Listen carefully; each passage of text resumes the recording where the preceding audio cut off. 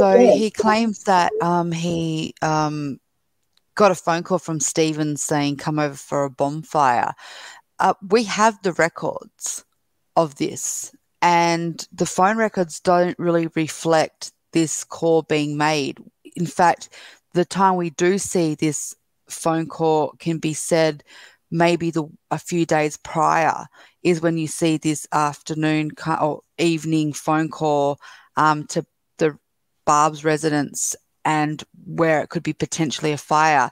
The reason why I go back to the fire is because at this stage, everyone in the family had even Stephen originally had put the fire on a different day, not the 31st. They had put it a little bit later through the week. I think Blaine and Bobby had put it around the 1st or the 2nd. Stephen himself didn't even think that it was the 31st when we originally go back and listen to his statements, until he's actually kind of convinced through Barb, through a phone call we hear where she's like, no, it was definitely the 31st because I remember it was the night that me and Scott went and visited his mum. So again, when he's sitting up on the stand and he's talking about, mum called as well and said, and then he even references where my mum called and said, put on a jacket and send Brendan home. That phone call isn't in the logs. That doesn't exist that night either. So again, it makes you go back to question, is he's off in his timeline on the stand. So, and the sad thing is his defense aren't saying to him, they don't correct it. They don't say, you just heard our client say this, timeline, but he didn't even get the friggin' timeline right himself. He's off because we have the proof that these calls weren't happening. It's not like the phone records weren't available to corroborate this. I mean, it's Kel's absolutely right that this stinks. Why wouldn't the defense think that they shouldn't have looked at these logs to verify that these calls actually happened or not? It just doesn't. It doesn't. It's sort of lack of responsibility on their part. You didn't get this call, Brendan. What are you talking about? You can't go say that. This could be disputed in 5 seconds. So it doesn't make any sense that that they should let him make false statements like that. If his recollection's that fuzzy, that's what he should say.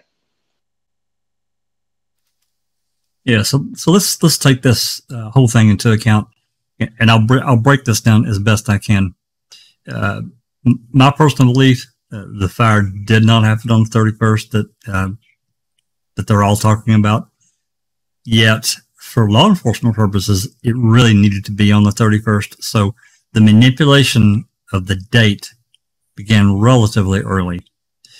And in fact, there really wasn't much of any conversation. If you go back to the beginning, around the, first, second, third, there really wasn't much talk of a fire at all. There really isn't.